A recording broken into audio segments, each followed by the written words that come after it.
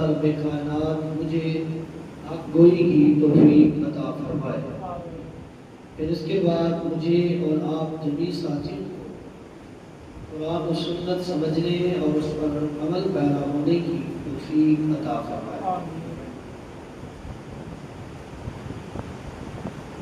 تلاوت کردہ آیت کریمہ کے اندر اللہ رب کائنات نے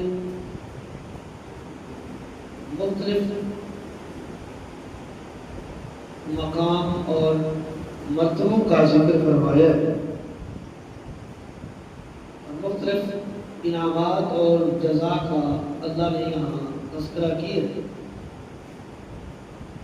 اللہ فرماتے ہیں ثم انزل اللہ سکینتہ علی رسولہ وعلی المؤمنین، اللہ رب کائنات نے تسکین، سکون، سکینت نازل فرمائی علی رسولہ وعلی المؤمنین، اللہ نے اپنے رسول پر سکونت اور تسکین کو نازل فرمایا، وعلی المؤمنین، اور آپ کے ساتھ ایمان لانے والے مومنوں پر بھی اللہ نے سکونت اور تسکین کو نازل فرمایا، وَأَنزَلَ جُنُودًا لَمْ تَرَوْهَا، دوسرا انعام اللہ رب کائنات نے ان کی نصرت کے لیے، ان کی تائید کے لیے، ان کی مدد کے لیے، ان کی ہیلپ کے لیے اللہ نے ایسے لشکر اتارے لم تروہا، جس لشکر کو کوئی دیکھ نہیں سکتا تھا۔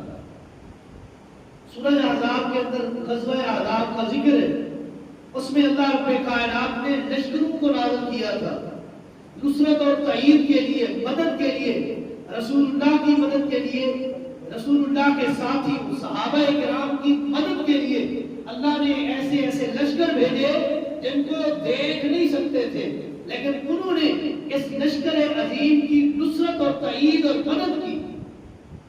وَعَذَّبَ الَّذِينَ كَفَرُوا، اور اللہ نے ان لوگوں پر عذاب نازل کیا، وَذَلِكَ جَزَاءُ الْكَافِرِينَ، اور یہ عذاب جو ان کو چکھایا گیا، جو ان پر نازل کیا گیا، جس عذاب میں ان کو مبتلا کیا گیا، کافروں کو، منافقوں کو، مشرکوں کو جس عذاب میں اللہ نے مبتلا کیا، اولئک جزاء الکافرین، یہ ان کافروں کا بدلہ اور جزا ہے۔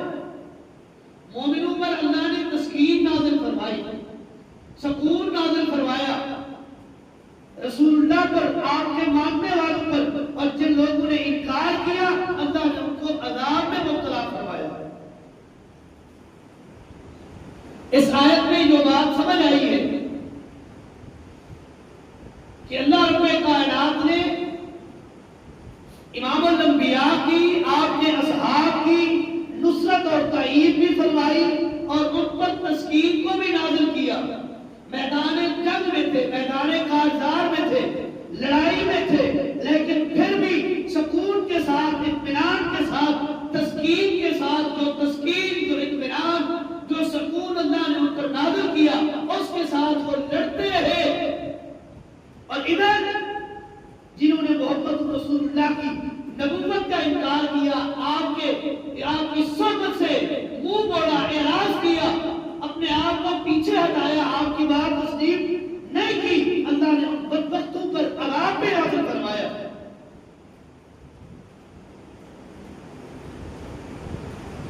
آپ کے اصحاب میں سے، آپ کے یاروں اور وفاداروں میں سے ایک صحابی رسول، جو میں تو یہی سمجھتا ہوں اس امت کے مظلوم ترین صحابی، جس کو کسی مرتبہ فکر کے اپنے آپ کو نام نہاد مفکر نے نہیں چھوڑا، اپنی بڑاس، اپنی کم علمی، اپنا تعصب اور اپنی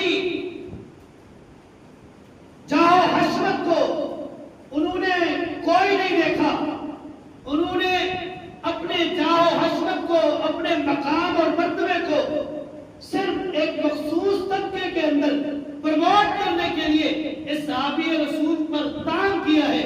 ہر مرتبہ فکر کے کسی نہ کسی بدبخت شخص نے اس صحابی رسول کے اوپر کیچڑ کو اٹھایا ہے۔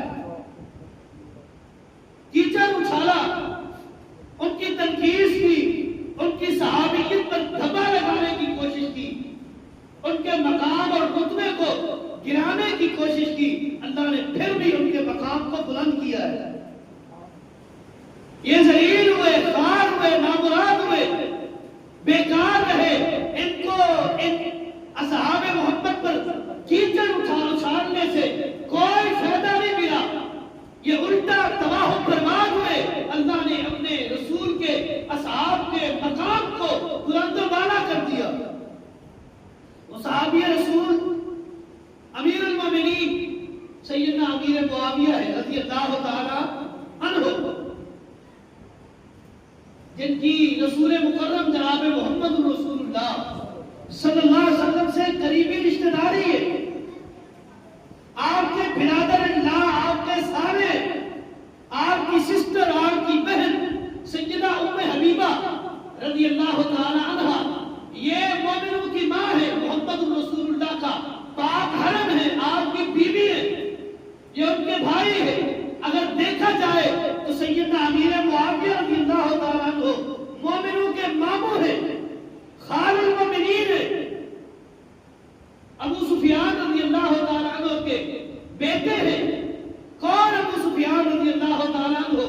ظہور اسلام سے پہلے، بعثت اسلام سے پہلے، بعثت نبوت سے پہلے ابو سفیان اور اس کا خاندان عرب کے معتبر اور عزت والے، شرف والے، رتبے اور مقام والے خاندانوں میں تصور کیے جاتے تھے.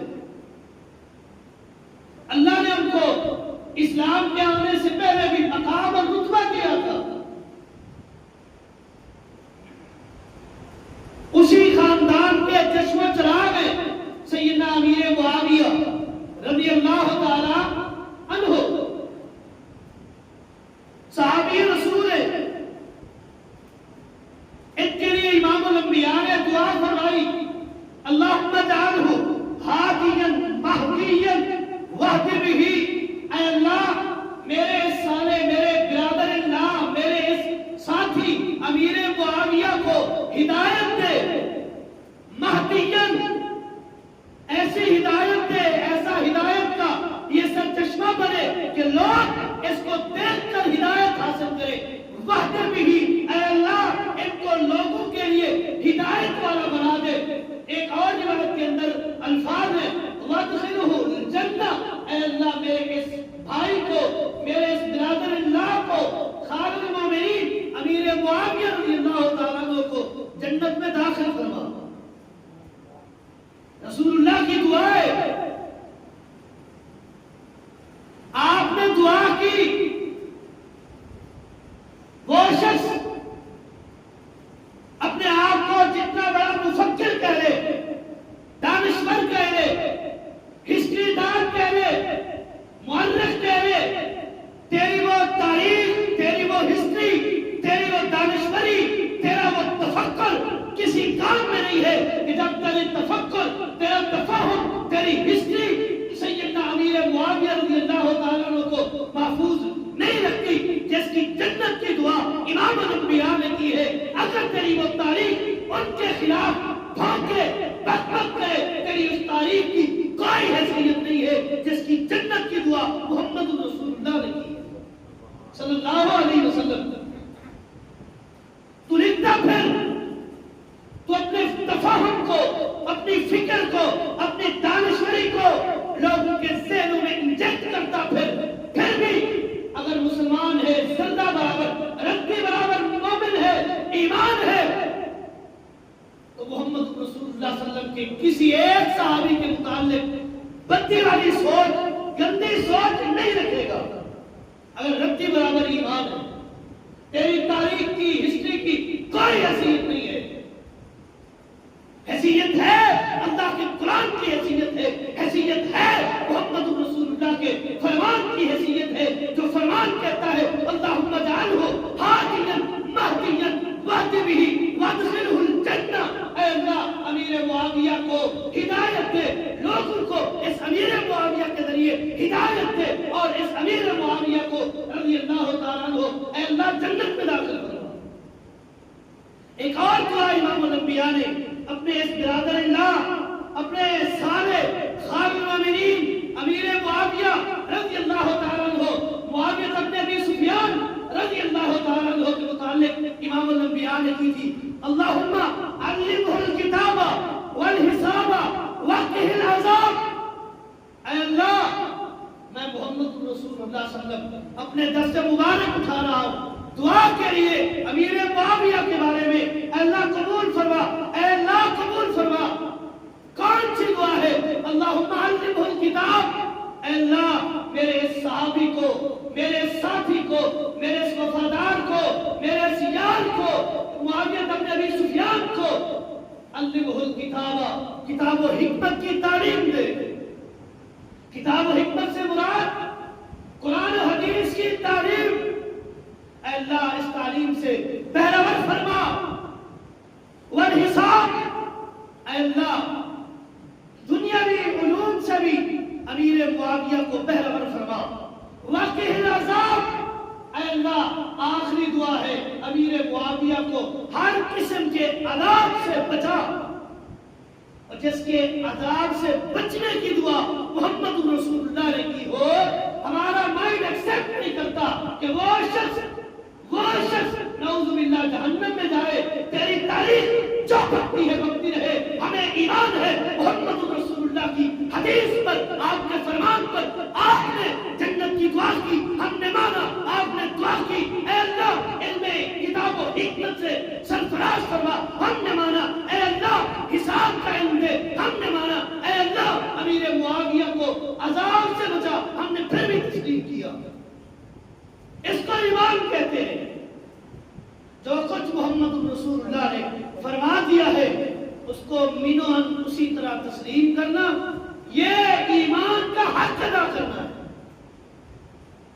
اگر مینو تسلیم نہیں کریں گے مومن نہیں ہے. کون امیر معاویہ رضی اللہ تعالی عنہ 7 ہجری میں مسلمان ہوئے. 7 ہجری میں وہ خود اپنا واقعہ بیان کرتے ہیں. تفسیر ابن کثیر والے نے البدایہ والنہایہ میں لکھا ہے. وہ فرماتے ہیں جب امام الانبیاء جناب محمد رسول اللہ صلی اللہ علیہ وسلم عمرے کی نیت سے آئے تھے، حدیبیہ کے مقام پر آپ کو روک دیا گیا. حدیبیہ کے مقام پر روک دیا گیا، عمرے کی اجازت نہیں دی گئی. شرائط رکھی گئی کہ اگلے سال پھر آنا، پھر آپ کو عمرے کی اجازت دی جائے گی. امیر معاویہ رضی اللہ تعالیٰ عنہ فرماتے ہیں میں اس وقت سے مسلمان تھا لیکن اپنے ایمان کو چھپائے رکھا. آخر کار میرے والد ابو سفیان جو اس وقت مسلمان نہیں ہوئے تھے، ان کو علم ہوا کہ معاویہ بن ابی سفیان جو ہے وہ مسلمان ہو چکا ہے. وہ خود کہتے ہیں میرے باپ نے کہا ہے معاویہ تیرے سے تیرا بھائی یزید بن ابی سفیان بہتر ہے، جس نے اپنے باپ دادا کے دین کو نہیں چھوڑا، تو نے اپنے باپ دادا کے دین کو چھوڑ دیا. اگلے سال عمرۃ القضاء کے موقع پر امام الانبیاء آئے، مکہ میں آئے، عمرہ کیا. میں نے اپنے اسلام کو ظاہر کیا، آپ کو بتایا کہ میں اسلام لا چکا ہوں، لیکن لوگوں کے سامنے اسلام ابھی چھپا ہوا ہے. اگر میں اعلان کیا، بتایا لوگوں کو فتح مکہ کے موقع پر کہ میں بھی مسلمان ہوں. جب نبی علیہ الصلوۃ والسلام نے اعلان فرمایا تھا لا تثریب علیکم اليوم، آج کے دن تم سے کوئی پوچھ نہیں ہے، محمد نے تمہیں معاف کیا ہے صلی اللہ علیہ وسلم. کون ابو سفیان جب مسلمان ہوئے محمد رسول اللہ صلی اللہ علیہ وسلم نے وہ شرف دیا، وہ مقام دیا. آپ نے کیا فرمایا؟ من دخل دار ابی سفیان فهو آمن. اگر کوئی شخص امن چاہتا ہے کہ محمد رسول اللہ اور آپ کے اصحاب کی تلوار اس کی گردن پہ نہ لگے، اگر وہ امن چاہتا ہے ابو سفیان کے گھر میں داخل ہو جائے، ایسے شخص کو جو ابو سفیان کے گھر میں داخل ہو محمد اس کو امن دیتا صلی اللہ علیہ وسلم. یہ امن والا گھر،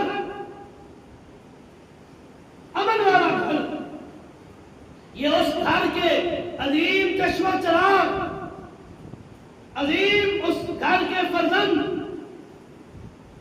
امیر معاویہ ہے رضی اللہ تعالی عنہ. جب مسلمان ہوئے امام الانبیاء نے 2 ڈیوٹیاں لگائی امیر معاویہ کی رضی اللہ تعالی عنہ. ایک ڈیوٹی آپ کو کاتب قرآن مقرر کیا، آپ کو کاتب قرآن مقرر کیا. یہاں یہ گندی سوچ کے گندے کیڑے، گندی تاریخ کو پڑھنے والے، یہ گندے ذہن اعتراض کرتے ہیں کہ فتح مکہ کے بعد کون سا قرآن کا حصہ نازل ہوا جس کے لکھنے کے لیے امام الانبیاء نے امیر معاویہ کو مقرر کیا ہے. ہم نہیں مانتے. کیسے نہیں مانتے؟ جب امام الانبیاء نے مقرر کیا ہے نہ مانو تو محمد رسول اللہ پر آپ کا ایمان کتنا ہے؟ آپ نے کاتب قرآن، کاتب وحی الہی مقرر کیا اور دوسری ذمہ داری سونپی. فتح مکہ کے بعد امیر معاویہ رضی اللہ تعالیٰ عنہ پر کہ باہر ممالک سے وفود آتے ہیں، لشکر آتے ہیں، جماعت آتی ہے، ڈیلیگیشن اور وفد آتا ہے. آپ کی ذمہ داری ہے باہر سے آنے والے مہمانوں کی دیکھ بھال کرنا اور ان کی ہاسپٹیلٹی، مہمان نوازی کرنا ہے. یہ عظیم منصب امیر معاویہ رضی اللہ تعالیٰ عنہ کو سونپا گیا. کون امیر معاویہ رضی اللہ تعالیٰ عنہ؟ سیدنا ابو بکر صدیق رضی اللہ تعالیٰ عنہ کو دور خلافت ہے. آپ نے لشکر روانہ کیا، جنگ کا لشکر ہے. جس لشکر کی پیشین گوئی امام الانبیاء نے دی تھی کہ ایک وقت آئے گا مسلمانوں کا ایک لشکر بحری بیڑے پر سوار ہو کر جہاد کرے گا. جو اس بحری بیڑے میں شامل ہوں گے اللہ نے سب پر جنت کو واجب کیا ہے. اس بحری بیڑے اور لشکر کا کمانڈر ان چیف امیر معاویہ رضی اللہ تعالیٰ عنہ کے بھائی یزید بن سفیان تھے جو وہاں شہید ہوئے. پھر کمانڈر ان چیف کی یہ منصب اور عہدہ ملا امیر معاویہ کو. تو کیا مانتا ہے تمہارا ذہن جس لشکر میں شامل ہونے والے ہر شخص کو امام الانبیاء نے جنت کی گارنٹی دی؟ جو اس لشکر کا کمانڈر ان چیف ہو وہ جنت میں نہیں جائے گا، ہو ہی نہیں سکتا.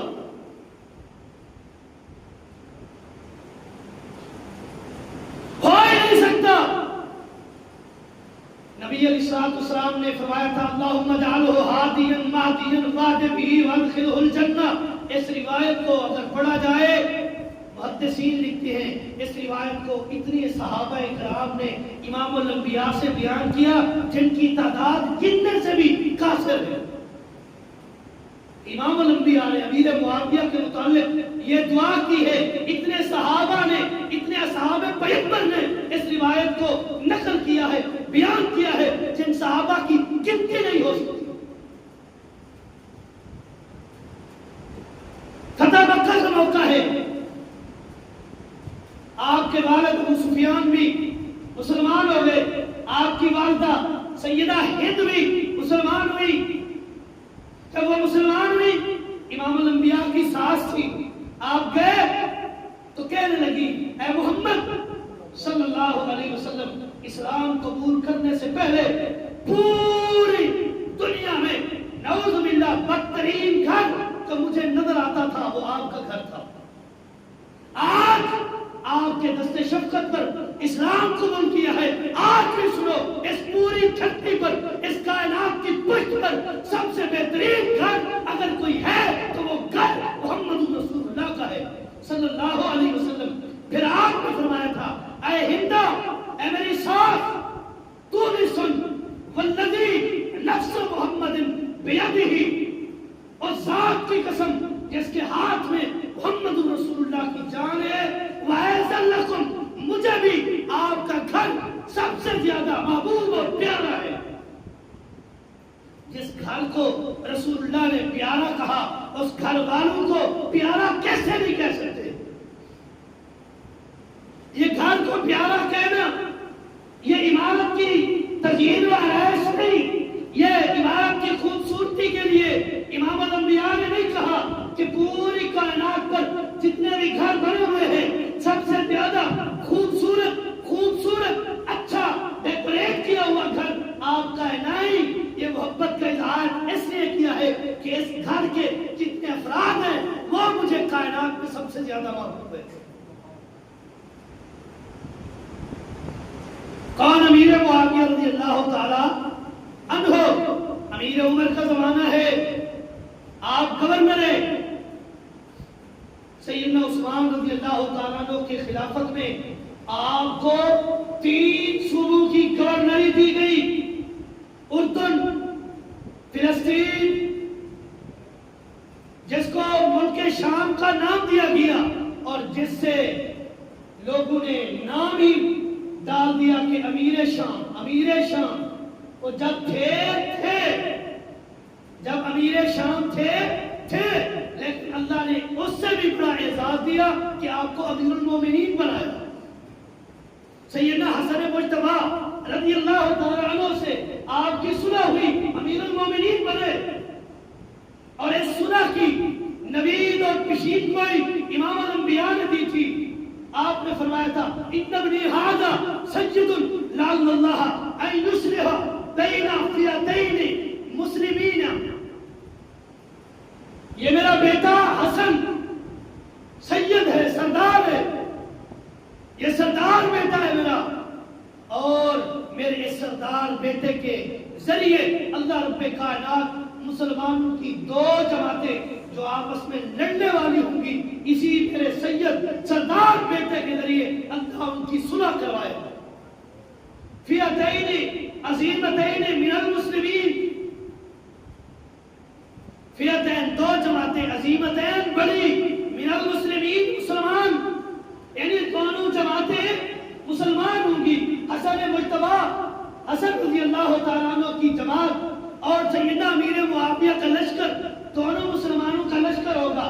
تھوڑے سے معاملات پر اور بیچ میں باغیوں اور خارجیوں کے آنے کی وجہ سے اختلاف ہوں گے، لیکن ایمان کے دائرہ سے خارج نہیں، یہ دونوں مسلمان ہیں اور دونوں مسلمان جماعتیں آپس میں صلح کرے گی حسن رضی اللہ تعالیٰ عنہ کے ذریعے۔ اور اس صلح کا پیغام تاریخ اٹھائیے، البدایہ والنہایہ، علامہ ابن کثیر رحمہ نے لکھا ہے اس صلح کا پیغام سب سے پہلے کس نے بھیجا تھا؟ امیر معاویہ رضی اللہ تعالیٰ عنہ نے عمرو بن عاص رضی اللہ تعالیٰ عنہ کو بھیجا اور کہا اگر ہماری لڑائی ہو جائے، ادھر سے مرے تو پھر بھی ہمارا خون ہے، مسلمان ہے، ادھر سے مر جائیں گے تو ہمارا نقصان ہے، لہذا صلح کر لیں۔ پیشین کوئی نوید اور خوشخبری محمد رسول اللہ کی پوری ہونی تھی۔ عمرو بن عاص لے کر گئے پیغام اور سیدنا حسن رضی اللہ تعالیٰ عنہ نے صلح کرا دی۔ بصیرت اور سیاست کے بادشاہ امیر معاویہ رضی اللہ تعالیٰ عنہ عظیم فقیر، میں نہیں کہتا، ان کی فقاہت کی گواہی سیدنا عبداللہ ابن عباس نے دی ہے۔ لوگوں نے کہا اے عبداللہ اوتر معاویہ بعد العشاء برکعتن، معاویہ تو عشاء کے بعد 1 رکعت وتر پڑھتا ہے، معاویہ عشاء کی نماز کے بعد 1 رکعت وتر پڑھتا ہے۔ قال ابن عباس، عبداللہ ابن عباس رضی اللہ تعالیٰ عنہ جو حبر الامہ ہیں، اس امت کے عظیم ترین محدث ہیں، کیا کہتے ہیں؟ دعہ فإنہ قد صحب رسول اللہ صلی اللہ علیہ وسلم، امیر معاویہ کو چھوڑ دو، امیر معاویہ تو محمد رسول اللہ کے صحابی ہے۔ فإنہ فقیہ، صحابی نہیں، صحابہ میں فقیہ ہے، سب سے زیادہ فقیہ محمد رسول اللہ کے صحابہ میں امیر معاویہ ہے، ان کو چھوڑے۔ کون امیر معاویہ رضی اللہ تعالیٰ عنہ؟ جن پر آج تان دی جاتی ہے، جو ان کے دور حکومت میں یہ کیا گیا، مشاہدات صحابہ کو بیس بنا کر اصحاب پیغمبر کے خلاف زبان کھولنا ان کا وتیرہ ہے۔ اور یہاں رک کر ایک بات کی وضاحت کر کے اپنی بات ختم کرتا ہوں، وہ آپ میری طرف سے ایڈوائس سمجھیں، وارننگ سمجھیں، میری طرف سے مشورہ سمجھیں، میری طرف سے ڈراؤنا خواب سمجھیں۔ اگر کسی ایسے شخص کے ساتھ آپ کی دوستی ہے جو اصحاب پیغمبر میں سے کسی ایک صحابی رسول کے خلاف گندی ذہنیت رکھتا ہے، اس کی دوستی کو خیر بات کہتے ہیں، چھوڑ دیں ایسی دوستی۔ اگر دوستی جاری رکھیں گے یہ دوستی آپ کو خراب کر جائے گی، خراب کر جائے گی۔ واقعہ میں سناتا ہوں، اپنی بات ختم کرتا ہوں۔ بہت بڑے محدث سے عمران بن حطان یعقوب بن شیبہ رحمہ اللہ فرماتے ہیں عمران بن حیطان بہت بڑے محدث اور امام تھے، ان کی شادی ہوئی ان کی چچا زاد بہن سے، جن کے ذہن میں خارجیوں والے خوارج والے جراثیم موجود تھے، اور انہوں نے یہ سوچا کہ اپنی چچا زاد بہن سے شادی کر کے ان کو سمجھاؤں گا اور ان کے ذہن سے یہ خارجیت کا جو خیال ہے، یہ گندا کیڑا ہے، یہ جراثیم ہے، یہ نکال لوں گا۔ شادی کر لی، اس کی صحبت میں آئے، اس کے ساتھ رہے، اس کو سمجھانے کی بجائے وہ عورت اس پر حاوی ہو گئی، اور عمران بن حیطان جو عظیم امام تھے ان کے اندر خارجیت کے جراثیم آ گئے، وہ خارجی بن گئے۔ یہ تو مثال ہے نا، گورے کے ساتھ کالے کو باندھیں، عادتیں تبدیل نہ بھی ہوں، رنگ تبدیل نہ ہو، عادتیں تبدیل ہو جاتی ہیں۔ آپ کسی ایسے شخص کے ساتھ بیٹھیں گے جس کے ذہن میں صحابہ کے خلاف خرافات اور گندی ذہنیت، گندی سوچ ہے، وہ گندی سوچ اور گندی ذہنیت آپ کو تھوڑی تھوڑی کر کے انجیکٹ کرتا رہے گا، ایک وقت آئے گا تمہارے اندر بھی اصحاب پیغمبر کے خلاف یہ جراثیم پیدا ہو جائے گا۔ اللہ رب کائنات ہم سب کو محفوظ فرمائے۔